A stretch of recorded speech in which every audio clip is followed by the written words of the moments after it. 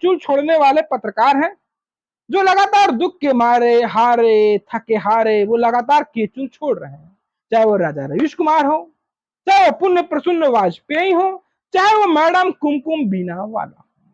कुमकुम बीना वाला भी आजकल ऐसे ऐसे वीडियो बना के डाल रही है ना, तो लगता है कि मोदी से कुछ ज्यादा हो गया था इनको दुख। वो सारी बातें साफ साफ नजर आ रही है।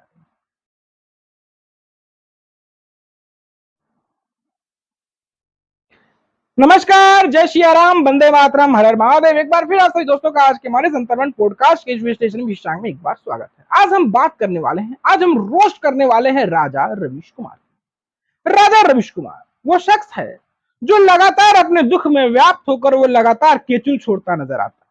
उसके दुख की कहानी का जर्रा जर्रा नजर आता है। आप कहीं भी जाइए और उन्हें को शख्स आपको मिल जाए जिन्हें मोदी से उनकी ना पटती हो, मोदी से उनकी ना बनती हो, वो मोदी को लेकर दुख के हारे हों, बेसहारे हों, न उनका वारिस कोई नजर आ रहा हो, और बात करिएगा तो उनका एक ही वारिस नजर आएगा, एक ही संपदा नजर आएगा, वो है केचुल छोड़ने वाला राजा रवीश कुमार। ऐसे हम बात करें हमारे देश में इसमें बहुत सारे केचुल छोड़ने वाले पत्रकार हैं जो लगातार दुख के मारे हारे थके हारे वो लगातार केचुल छोड़ रहे हैं।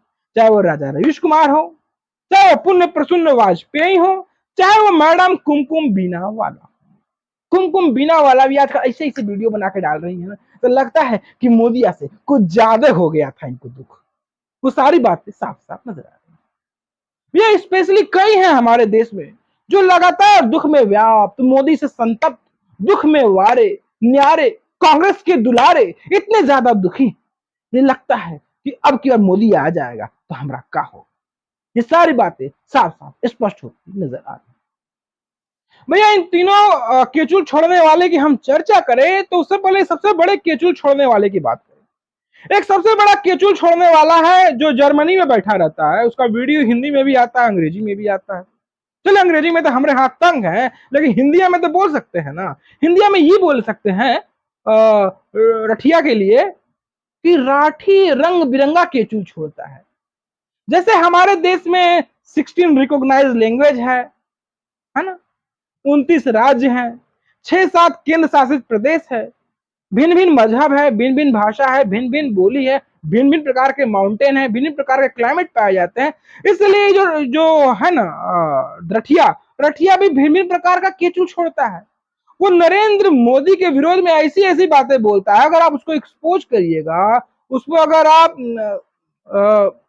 फैक्ट चेक करिएगा तो उसका एजेंडा, उसकी कहानी, उसकी दीवानी साफ साफ नजर आएगी। ऐसे कहते हैं ना, वो भारत में नहीं रहता है, वो जाके बैठा है जर्मनी में, और जर्मनी में बैठकर नरेंद्र मोदी के खिलाफ जहर उगलने का काम वो लगातार करता रहता है। और जिस प्रकार का वो केचुल छोड़ता है तो हमारे देश के लेफ्ट, लिबरल, सेकुलर, लिब्रांडू, खलिहर, मोदी से नफरत करने वाले, ये वही जमात है जो कहता था किसी जमाने में हाय हाय मोदी मर जाते।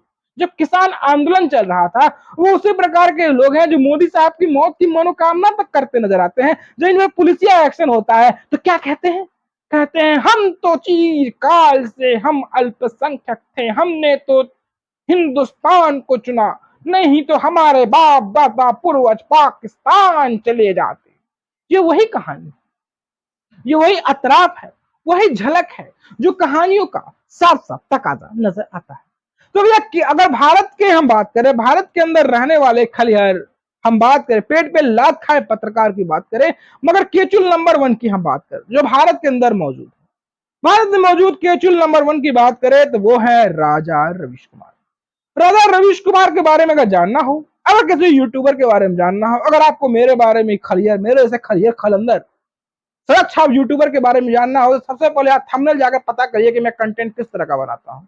और जब कंटेंट देख सकते हैं कि भैया या तो मैं संघी हूँ, संघी चड्डी छाप हूँ, या फिर कांग्रेस का मैं प्राणदाता प्राणवायु ऑक्सीजन वाला पत्रकार हूँ। ये बातें आपको साफ साफ नजर आ जाएगी। तो सबसे पहले हम बात करेंगे पेट पे लात खाए पत्रकार राजा रवीश कुमार की। राजा रवीश कुमार का एक वीडियो आया तो उसका थंबनेल था, थंबनेल देखकर लगा कि भाई साहब समस्या क्या है, क्या चल रहा है, क्या पीड़ा है, क्या वेदना है, ऐसी क्या आ गई कि राजा रवीश कुमार को अमेठी में राहुल गांधी की याद आ गई, गाना है ना, याद आ रही है, तेरी याद आ रही है। तो राजा रवीश कुमार को अमेठी में राहुल भैया की याद क्यों आ रही? राहुल भैया ने तो कह दिया था ना अमेठिया हारने के बाद कि उत्तर भारत वालों को तो बुद्धि नहीं है महाराज। अगर उत्तर भारत वालों को बुद्धि नहीं है तो कहेंगे यूपी में चुनाव लड़ने के लिए जाए ना भैया, वायनाड जाके बैठे ना। ऐसे वायनाड में चुनाव हो गया है और राहुल भैया चुनाव लड़ गए हैं। और राहुल के समर्पित गठबंधन में रहने वाले, हम बात करें एनी राजा भी चुनाव लड़ रही हैं वहीं से, वायनाड से। तो भैया राहुल भैया अमेठी लड़ेंगे या नहीं लड़ेंगे ये तो वक्त बताएगा। लेकिन हम बात करें कांग्रेस का समाजवादी पार्टी के साथ गठबंधन है, तो समाजवादी पार्टी ने कहा है कि अगर हमारे साथ लड़ रहे हैं तो अमेठिया मत छोड़िए, अमेठिया आपका बाप दादा जीतते आ रहे हैं, अब बाप दादा जीतते आ रहे हैं, अमेठी मत छोड़िए। देखिए अमेठी छोड़े ना आप, 5 साल तो नहीं गए कि जो मैडम जीती है ना, मैडम स्मृति, तो स्मृति जीतने के बाद घर बनवा लें और स्मृति मैडम वहां पे गृह प्रवेश भी कराएं एकदम यूपी वाले तरीके से। तो राहुल को जागृत करने के लिए और अमेठी की ओर लौटने के लिए राजा रवीश कुमार ने इस तरह के वीडियो बनाए। और राजा रवीश कुमार के दूसरे वीडियो की हम बात करें, जैसे जैसे मतदान हो रहे हैं, 2 फेज के मतदान होगा। तो पहले चरण का मतदान हुआ तो उत्तर भारत में, बिहार में, उत्तर प्रदेश और बिहार में वोटिंग प्रतिशत थोड़ा कम रहा। दूसरे चरण का मतदान परसों ही गुजरा है, परसों यानी कि 26 तारीख को, आज 28 तारीख को मैं ये वीडियो बना रहा हूं। तो राजा रवीश कुमार लिखते हैं दूसरा चरण किसका चरण? भाई प्रभु के चरण जब पड़े, जहां जहां प्रभु के चरण पड़े वहां तो आप जाने से रहें। अब कितना चरण है? दूसरा चरण, तीसरा चरण, चौथा चरण, 7 चरण में मतदान होने वाले। जहां खुद हम बात करें रामलला के चरण पड़ गए, रामलला के चरण पर पड़ने पर, रामलला के आगमन पर जब आप खुश नहीं हुए तो दूसरा चरण पड़े चाहे तीसरा चरण पड़े, क्या फर्क पड़ता है जनाब, क्या फर्क पड़ता है? अब इनके तीसरे थंबनेल पर जाएं तो राजा रवीश कुमार का तीसरा थंबनेल है जिस पर हम अपनी बात रखने वाले हैं, वो है मोदी का अगला झूठ गेस कीजिए क्या होगा। मोदी का अगला झूठ गेस कीजिए क्या होगा। राजा रवीश कुमार कहते हैं कि मोदी जी झूठ बोलते हैं, मोदी जी का अगला झूठ क्या होगा। मोदी जी ने अब तक कितने झूठ बोले हैं बताइए? आप मोदी की झूठ गिनाते हैं राजा रवीश कुमार। राजा रवीश कुमार जी, मैं आपसे पूछना चाहता हूं कि आप कितने भाई हैं? 2 भाई हैं, एक ब्रजेश पांडे हैं। अरे नमवा कहे नहीं, जतिया कहे छुपा लेते हैं वो, जतिया बताइए ना। ब्रजेश पांडे नाम है ना आपका भाई का? और आपका भाई कांग्रेस के टिकट से चुनाव लड़ता है, आपके भाई पर बलात्कार का एलिगेशन भी है ना? तो बतिया कहे छुपा लेते हैं, हमको पता है यही। और आपका भाई जो है कांग्रेस के टिकट पर चुनाव भी लड़ चुका है। तो मोदी का अगला झूठ गिनने से पहले कम से कम आप जो सच्चाई की न्यायमूर्ति, जस्टिस बने फिरते हैं, कम से कम अपनी भी कुछ सच्चाइयों का जखीरा तो बखान करिए। अब चौथे थंबनेल पर जाते हैं राजा रवीश कुमार का। चुनाव आयोग को नोटिस आया है, सीधे प्रधानमंत्री को क्यों नहीं? भैया चुनाव आयोग का नोटिस आया है। चुनाव आयोग का नोटिस क्यों आया है?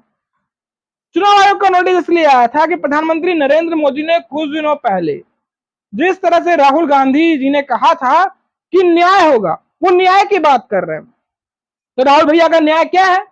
राहुल भैया का न्याय है कि इस देश के बहुसंख्यकों की संपत्ति छीनकर हम अल्पसंख्यकों में बांटेंगे। बहुसंख्यक मतलब सनातनी हिंदू की संपत्ति छीनकर हम सत्ता में आएंगे, संपत्ति का सेंसस कराएंगे और संपत्तियों को छीनकर बांटेंगे। तो भैया मोदी साहब ने एक रैली किया और कहा कि कांग्रेस तो ऐसी सरकार है कि बहन बेटियों के मंगलसूत्र तक गिरवी रखवा देंगे, इस तरह की बात है। तो इस तरह की बातें नरेंद्र मोदी ने की तो पूरा विपक्ष फिर मिला गया कि चुनाव आयोग हर चीज में एक्शन लेता है, हर चीज में बातें करता है, वो नरेंद्र मोदी पर एक्शन क्यों नहीं हुआ? जब कांग्रेस ने ऐसी बात बोली तो फिर कांग्रेस को तेल लगाने वाले, जड़ी बूटियों मिक्स कर कांग्रेस को संवारने वाले कौन सी जड़ी बूटी लगाएंगे, कांग्रेस खड़ा हो जाएगा, मतलब चुनाव में खड़ा हो जाएगा, जागृत हो जाएगा और उनका दुकान चलेगा। वो सब आजमाने के लिए उन्होंने इस तरह की बातें बोली। तो थंबनेलवा सब बता देता है ना यार, थंबनेलवा से कुछ छुपता नहीं ना है। और एक इनका और थंबनेल है, ये राहुल वो राहुल नहीं है। हमने तो एक ही राहुल देखा है। कौन सा राहुल? जी राहुल वही है ना जो कहता है कि मंदिर जाने से क्या फायदा। ये वही राहुल है जो सनातन धर्म पर सवाल उठाता है। ये वही राहुल है जो एक रामगढ़, जो कोयलेरी इलाका है झारखंड का, वहां पर एक गरीब मजदूर के साथ साइकिल पर कोयला ढोता है, वो भी इलीगल कोयला लेके जाता है, लेकिन उसके उत्थान के लिए उसने क्या किया, ये तो सवाल बनता है। मुझे पता है कि ये राहुल वही राहुल है। इस राहुल में किसी भी प्रकार का बदलाव होने वाला नहीं। मुझे यही राहुल है, मुझे पता है। कांग्रेस के एजेंडे से बिल्कुल ये राहुल वो राहुल नहीं है, मैं ये भी कह सकता हूं, क्योंकि कांग्रेस का अपना एजेंडा होती थी। कांग्रेस कभी सनातन धर्म के विपरीत नहीं जाती थी। ये राहुल, जिस राहुल की हम बात कर रहे हैं, जो कह रहा है कि देश के बहुसंख्यकों की संपत्ति को छीनकर गरीबों में हम बंटवा देंगे, कम्युनिस्ट विचारधारा, तो ये राहुल एक कम्युनिस्ट विचारधारा का परिचायक बन गया है। तो मैं मान सकता हूं कि ये राहुल तो वो राहुल हरगिज नहीं है। ये बातें साफ साफ नजर आ गई हैं। जैसा मैंने बताया ना कि मंगलसूत्र वाले पे नरेंद्र मोदी ने कहा था कि मंगलसूत्र, हमारी माताओं बहनों के मंगलसूत्र उतरवा देंगे ये लोग, जिस तरह से इन्होंने एलिगेशन किया था, जिस तरह से इन्होंने डील किया था। तो इनका एक थंबनेल है राजा रवीश कुमार का कि मंगलसूत्र पर प्रियंका का जवाब, मोदी चुप। भाई प्रियंका गांधी वाड्रा कौन सी ऐसी बातें बोली हैं कि नरेंद्र मोदी चुप हो गए हैं। और प्रियंका गांधी वाड्रा ने एक वीडियो बोला था कुछ दिनों पहले, वीडियो में, कि उनकी मां मंगलसूत्र पहनती। आज तक तो मैं सोनिया माता को, सोनिया जी को, आदरणीय सोनिया जी को कभी मंगलसूत्र पहनते तो नहीं देखा। तो कौन सी मंगलसूत्र कहानी, ये क्या जाने मंगलसूत्र कौन पहनता है कौन नहीं पहनता है। हो सकता है टीवी उवी में देखी होंगी, जानी होंगी। ईसाई है वाड्रा, पति भी ईसाई है। तो ये कौन सा मंगलसूत्र पहनते हैं कौन सा नहीं पहनते, वो साफ साफ नजर आ जाता है। अब प्रियंका गांधी वाड्रा जी अब मंगलसूत्र की बात ना करें। यूपी में चुनाव हुआ था, मुझे अभी भी याद है, लड़की हूं लड़ सकती हूं आपका नारा था। यूपी में का कचरा कचर के आप सत्ता से बाहर हो गई, वहां पर आप बोलते बिकनी पहनो।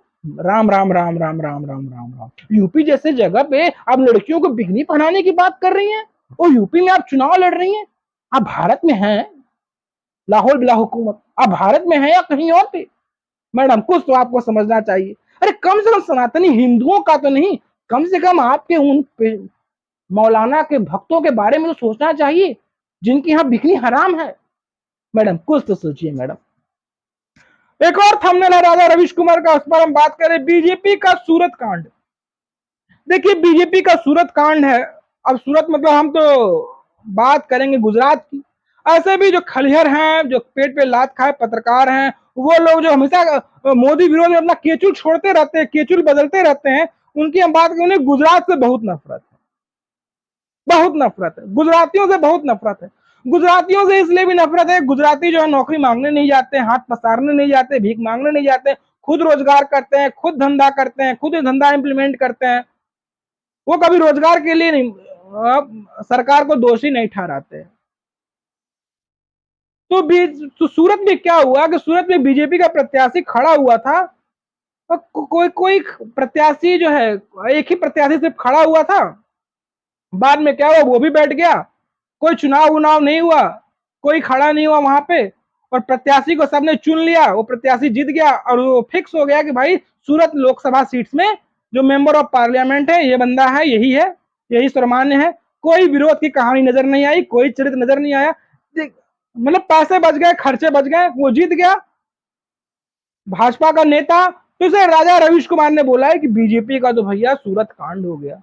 मतलब खर्चा, हेलीकॉप्टर उड़ान, ट्रेन का, और पूरे खर्चे होते, बड़े बड़े वादे होते, मान मनोवल होता है ना, प्रेस कॉन्फ्रेंस होता, प्रदर्शनी होता, रैली होता, पूरा खर्चा होता। कम से कम ऐसे भी राजा रवीश कुमार आजकल यूट्यूब, हम तो भूल ही गया यार, अब तो चैनलों में नहीं ना है जी। और एनडीटीवी में तो नहीं ना है, एनडीटीवी खरीद लिया है अडानी। अब बिहारी है ना जी, है? अभी बिहारी है ना, अडनिया खरीद लिया, यूट्यूबर है ना हमारे से खलियार। तो यूट्यूब पे कमाने के लिए पैसा तो कहीं ना कहीं चाहिए ना जी। अगर प्रचार प्रसार होता तो कम से कम 4 रोटी तो मिल ही ना जाता जी प्रचार प्रसार करने में। समस्या यही वाला है। तो अगले थंबनेल पर आते हैं। मुख्य चुनाव आयुक्त हाजिर हूं। अब भैया मुख्य चुनाव आयुक्त को हाजिरी लगवा रहे हैं, मामला वही है, मुख्य चुनाव आयुक्त को हाजिरी क्यों लगा रहे हैं? अब विपक्ष कुछ बोल देता है, विपक्ष का नेता कुछ बोल देता है, मोदी जी के बारे में अनाप शनाप होता है, वो गैर हाजिर, वो तुरंत हाजिर हो जाता है। और नरेंद्र मोदी इतनी इतनी बातें बोल रहे हैं, देख रहे हैं, हिंदुओं को एक साथ लाने की बात कर रहे हैं और मंगलसूत्र की बात कर रहे हैं, संपत्ति की बात कर रहे हैं। अगर अगर कांग्रेस के मैनिफेस्टो में ये कहा गया है कि वो सत्ता में आएंगे तो संपत्ति का वो सर्वे कराएंगे, और जो हमारे विशेष समुदाय के पास संपत्ति नहीं, हिंदुओं से छीन कर उनको बांटेंगे, अमेरिका वाला कानून लेकर आएंगे। तो उनका जो ओवरसीज कांग्रेस का अध्यक्ष है चच्चा सैम पेत्रोदा ने भी यही बातें बोली थी। तो उस पर जब मोदी जी बोले तो ये जो आपका चुनाव आयुक्त है वो कुछ भी नहीं, तो राजा रवीश कुमार का चुनाव आयुक्त पंगु है, बिना सूढ़ का हाथी है, वो तो कुछ कर ही नहीं सकता है। एक और थंबनेल है राजा रवीश कुमार का, सूरत में चंडीगढ़ कांड, बीजेपी जीती चुनाव। वही सूरत वाला बात है कि सूरत में ना कोई चुनाव प्रचार हुआ, ना प्रसार हुआ, ना 10 प्रत्याशी खड़े हुए, ना कोई स्वतंत्र खड़ा हुआ, ना पार्टी का झंडा आकाश में टंगा, ना हेलीकॉप्टर गरजा, ना कोई चुनावी डेमोन्स्ट्रेशन हुआ, कुछ नहीं हुआ। चुना गया तो कहीं ना कहीं इनके लिए पीड़ा की अथक कहानी तो है ही। अगर कांग्रेस जीतती ना जीतती बात की बात है। ऐसे भी गुजरात में तो 20-25 सीटें हैं लोकसभा में और कांग्रेस का सुपड़ा साफ है। अरे कम से कम चुनाव जीतता तो कम से कम कांग्रेस का खर्चवा तो आता, कम से कम खर्चवा तो निकलता ना जी। यही सब बात है। और वही मंगलसूत्र वाली बात है जो मैं बोल रहा हूँ, मंगलसूत्र को लेकर एक और थंबनेल है राजा रवीश कुमार का, लिखते हैं शर्मनाक भाषा झूठा भाषण। क्या शर्मनाक भाषा झूठा भाषण है?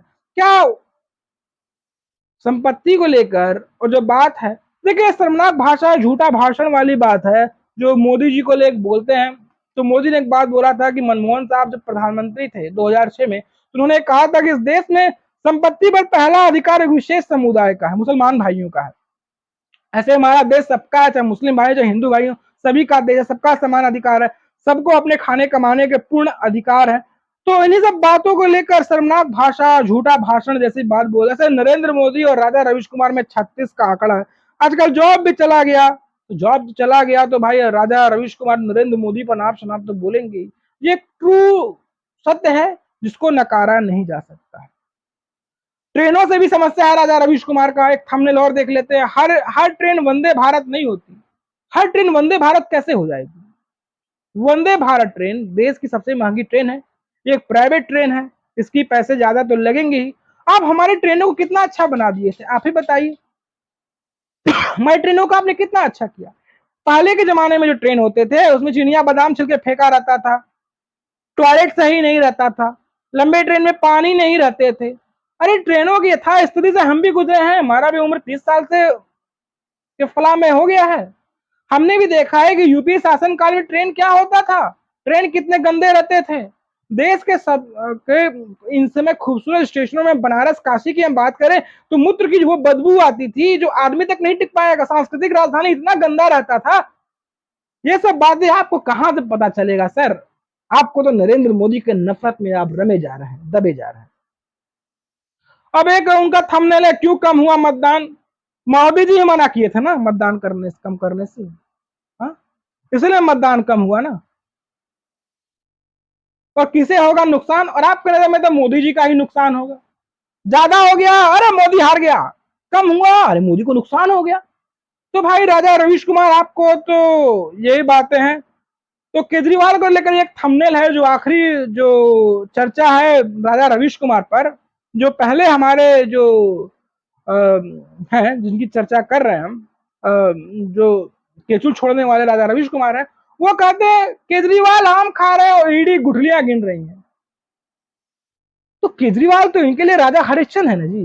तो केजरीवाल क्या कहता है, अगर केजरीवाल के मूड में चले जाए तो, नमस्ते जी, पहचाना जी, मैं केजरीवाल जी, मेरे बच्चों की कसम खा के कहता हूं जी, मैं राजनीति नहीं करूंगा जी। तो राजा रवीश कुमार और केजरीवाल, आज तक केजरीवाल के जो मकान उन्होंने बनाया है, जो शीश महल बनाया है, उसके विरोध में राजा रवीश कुमार ने एक भी वीडियो किया नहीं किया। तो केजरीवाल तो उनके लिए पीड़ित है, सहस्त्र वर्षों से पीड़ित, सहस्त्र वर्षों से दुखों से सुशोभित केजरीवाल के बारे में राजा रवीश कुमार क्यों बातें करेंगे और क्यों इन चीजों को यहां पर बताएंगे। और हमारे दूसरे पेड़ पे लात खाए पत्रकार हैं, जरा उनकी हम बात करें तो वो हैं पुण्य प्रसन्न वाजपेयी। अभी हमने पेट पे लात खाया हुआ राजा रवीश कुमार की बात की, अब मैं हाथ रगड़ने वाले पत्रकार की बात करूंगा।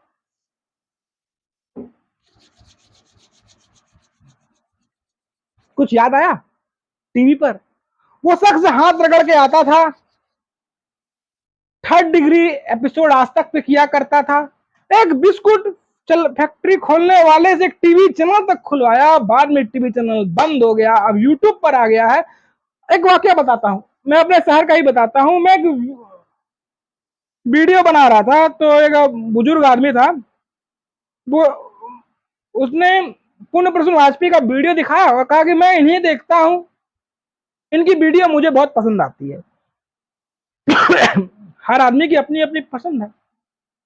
तो भाई इनकी भी जॉब चली गई, ये भी पेट पे लात खाए पत्रकार, ये भी हमारे तरह 2 टके के यूट्यूबर है। तो पुण्य प्रसन्न वाजपेयी के थंबनेल में है कौन कितनी सीटों पर आगे, दोनों तरह मिलाकर क्या बैठ रहा है आंकड़ा। इनके अनुसार आगे भी यही ट्रेंड रहा तो कितनी सीट जीत पाएंगे मोदी। भाई मोदी को सीट जीतने की बात कर रहे हैं, क्या मोदी जीतेंगे नहीं जीतेंगे? भाई मोदी जी कहते हैं 400 पार, कुछ सोचे कि नहीं बोल रहे हैं 400 पार। आप विपक्ष की बात करिए कि विपक्ष कितनी सीटें जीतेगी। आप नरेंद्र मोदी को छोड़ दीजिए, अगर आप सच में विपक्ष के सच्चे हितैषी हैं तो विपक्ष के बारे में बात करिए। आप जितना नरेंद्र मोदी के बारे में बात कहते हैं कि आप जिसके बारे में जितनी ज्यादा बुरा बात करिएगा उसका उतना ज्यादा ग्रोथ होता है। अरे कम से कम आपने विपक्ष के बारे में सोचिए, काश वो दिन फौर लौट आए, काश टीवी चैनलों फिर वो हाथ रगड़ कर आए, फिर वो सौदा करते नजर आए, फिर वो मसौदा तैयार करते नजर आए। कम से कुछ अच्छे दिनों के बारे में भी तो सोच लिया कीजिए सर। उनका दूसरा थंबनेल है कौन जीत गया दूसरा चरण। भाई मुझे तो नहीं पता दूसरा चरण कौन जीता। और इस थंबनेल में आगे लिखा है कौन किसी ने नहीं सोचा कि आज वो हो गया, कई सीटों से यार ऐसी रिकॉर्ड टूटने जा रहा है। किसका रिकॉर्ड टूटने जा रहा है? अच्छा, जो 70% मतदान नॉर्थ ईस्ट में हुआ है और त्रिपुरा में हुआ, उसके हवाले से बात कर रहे हैं क्या? देखते हैं आगे क्या हो सकता है। रिकॉर्ड टूटेगा, रिकॉर्ड तो टूटने के लिए ही बनता है ना। एक तीसरा थंबनेल है पुण्य प्रसन्न वाजपेयी जी का कि अखिलेश ने कर दी शुरुआत, क्या यूपी में फंस गई है बहुत सारी सीटें। अखिलेश भैया को तो मजबूरी में कन्नौज से चुनाव लड़ रहे हैं। अगर अखिलेश भैया को चुनाव लड़ना था तो अखिलेश भैया लड़ते थे, उनके बाबूजी लड़ते थे मरहूम। अखिलेश भैया को तो कायदे से आजमगढ़ में चुनाव लड़ना चाहिए था, कहा मैनपुरी चले गए। अरे खुद लड़ रहे थे महाराज आजमगढ़ में, आजमगढ़ में कहा नहीं लड़े। और कह रहे हैं कि 27 को कुछ बड़ा होने वाला है, यूपी अब आसान नहीं। वाकई में यूपी आसान नहीं। यूपी में विपक्ष को अभी चांद तारे तोड़ने हैं और यूपी इनके लिए बिल्कुल मुश्किल है। ग्राउंड रिपोर्ट्स की हम बात करें, जो ग्राउंड के पत्रकार हैं, जब उनसे मेरी बात होती है उत्तर प्रदेश से, कहते हैं भैया विपक्ष कहीं दिखे ही नहीं रहा है। और यूपी में मतदान इसलिए भी कम हुआ है, बता दें, क्योंकि विपक्ष का प्रत्याशी ही नहीं दिख रहा। बोले कहां खर्चा करेंगे, हमारा दुनिया जितबे नहीं करेगा तो कहां पॉकेटवा से पैसा निकाल के हम खर्चा करेंगे। यूपी और बिहार जैसे राज्यों में, देखिए बिहार के बारे में मैं भी बात उतना नहीं करना चाहता, लेकिन यूपी के बारे में बात करूंगा। यूपी में जो पार्टी होते हैं, पार्टी कैडर होते हैं, वो प्रत्याशियों को लेकर आते हैं, खर्चा करते हैं, खिलाते हैं, पिलाते हैं, इनवाइट करते हैं, आओ भाई आओ मतदान कर लो। वो जो बीएलओ के पास जाते हैं, इलाके का कागज लेकर आते हैं, इलाके में आदमी का नाम लिखा था, उसके घर जाते हैं, उसके यहाँ पर्चियां बांटते हैं, बोले तुम्हारे घर में कितना कितना बकाया था, चलो मतदान कर दो। खैर वो आदमी को मतदान तो अपने विवेक पर करना होता है, लेकिन बीएलओ के साथ साथ वो पॉलिटिकल पार्टियों का भी ये होता है, मंतव्य होता है, कम से कम कोई वोटर नहीं छूटना चाहिए, कम से कम मतदान तो हो जाना चाहिए। ऐसा मेरे साथ भी हुआ है। अगला थंबनेल है इनका, एक तीर से दो निशाने, राहुल ने मोदी से करवा लिया मैनिफेस्टो का प्रचार प्रसार। अच्छा, राहुल भैया ने मैनिफेस्टो का प्रचार प्रसार कर दिया। आप तो सैम पेत्रोदा वाला सोच का तो बात नहीं कर रहे हैं, न्याय न्याय दिलाएंगे, इस देश के हिंदुओं संपत्ति छीनकर विशेष समुदाय को बांट देंगे, क्या ये यही है क्या मैनिफेस्टो? हाँ, असल में मैनिफेस्टो यही है ना, हर महिलाओं को 10 लाख रुपया देंगे, पार्टी का फंडिंग बंद हो गया कांग्रेस का, यार सुन रहे, कांग्रेस को फंड नहीं मिल रहा चुनाव लड़ने के लिए, और चुनाव में जीत कर आएंगे तो हर महिला के खाते में 10 लाख रुपया डालेंगे, और सुन रहे कांग्रेस को प्रचार प्रसार करने के लिए फंडे नहीं मिल रहा है, मजाक कर रहे हैं क्या पुण्य प्रसून वाजपेयी? अगला थंबनेल है, घर से निकलते ही नहीं भाजपा का वोटर, मोदी को बंद करवाना पड़ा 400 पार का नारा। ये तो आने वाला वक्त बताएगा कि मोदी का निकल रहे कि नहीं निकले, 400 पार होगा कि नहीं होगा। मैं इतना कहता हूं, चलो मोदी जी का 400 पार नहीं होगा, अरे कम से कम 350 तो होगा, 300 तो होगा। हाँ, संग शांत और गडकरी की सीट फिसल सकती है। भैया नागपुर में कितना कांग्रेस नजर आ रहा है, चलिए वो तो वक्त ही बताएगा गडकरी जीतेंगे कि नहीं जीतेंगे। अगला है इनका थंबनेल, तैयार हो जाओ कल चुनाव के लिए जो जो होने वाला है, 102 सीटों की बड़ा प्लान तैयार है। प्लान तो सब आपके पास ही तैयार रहता है सर, हाथ रगड़ कर आते हैं, मसलते हाथ आते हैं। आपके अगर थंबनेल देख लें, अगर आपके हम वीडियो देख लें तो लगता है कि बीजेपी आज ही चुनाव जीत जाएगी, या तो धरती फट जाएगी और पूरे भाजपा के जो कैंडिडेट है वो धरती में समा जाएगी। आपके वीडियो देखकर तो ऐसा ही लगता है।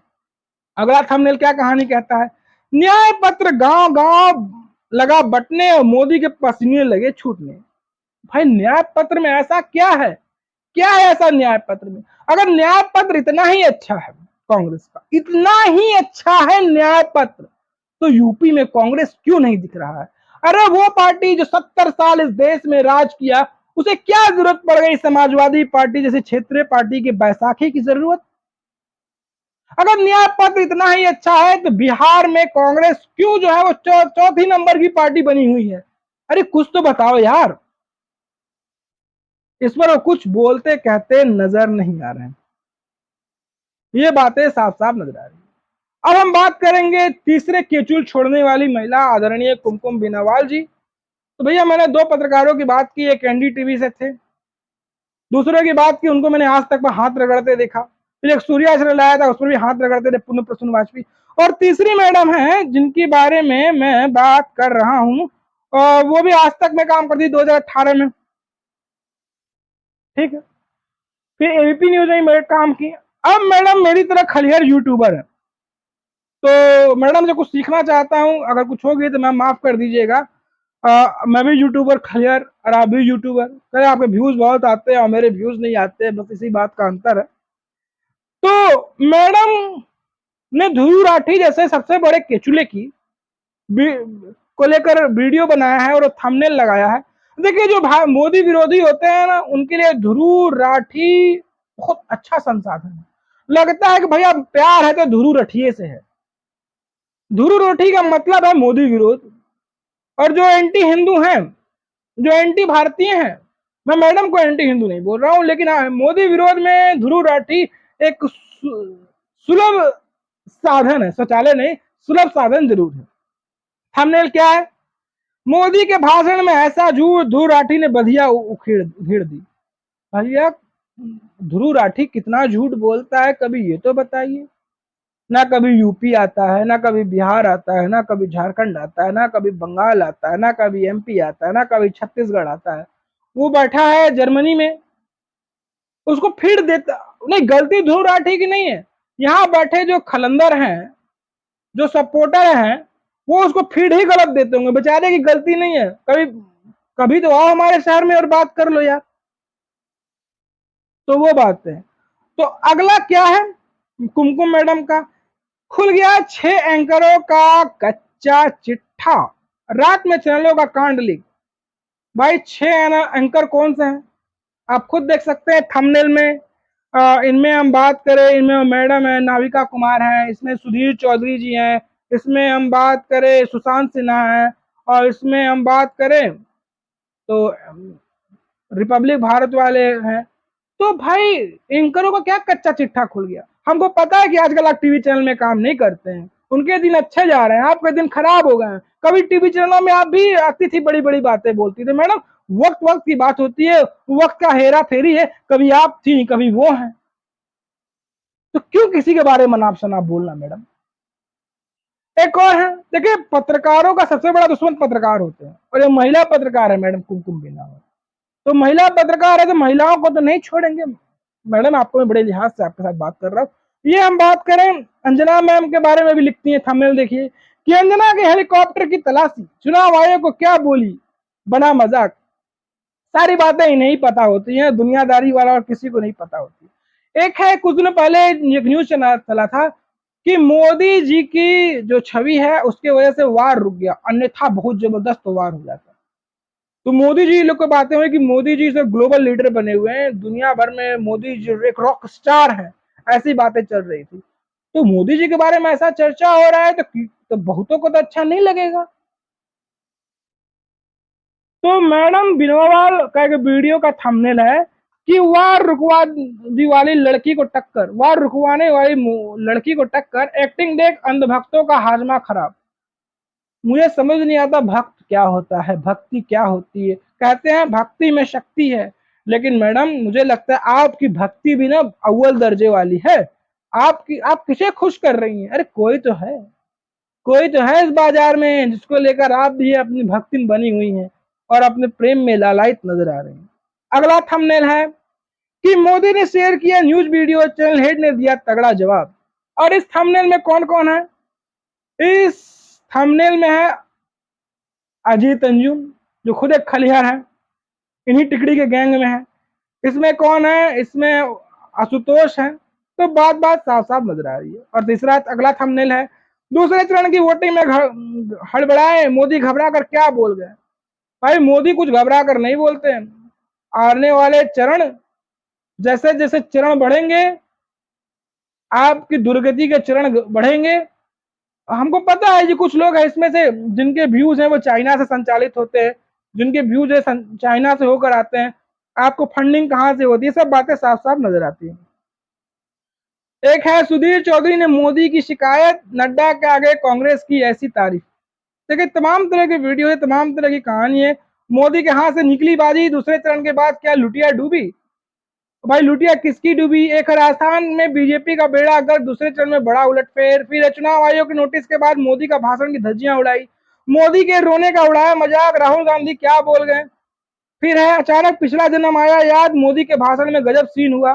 तो इस तरह की बातें, इस तरह की कहानियां साफ साफ नजर आ रही है। और मैं जिस तरह की बातें कर रहा हूँ, चाहे वो राजा रवीश कुमार हो, चाहे मैडम कुमकुम बिनावाल जी हो, चाहे वो पुण्य प्रसन्न वाजपेयी हो, इनकी चाल चरित्र चेहरा और इनकी भाषा बोली एक ही कहानी की ओर इशारा देती नजर आ रही है।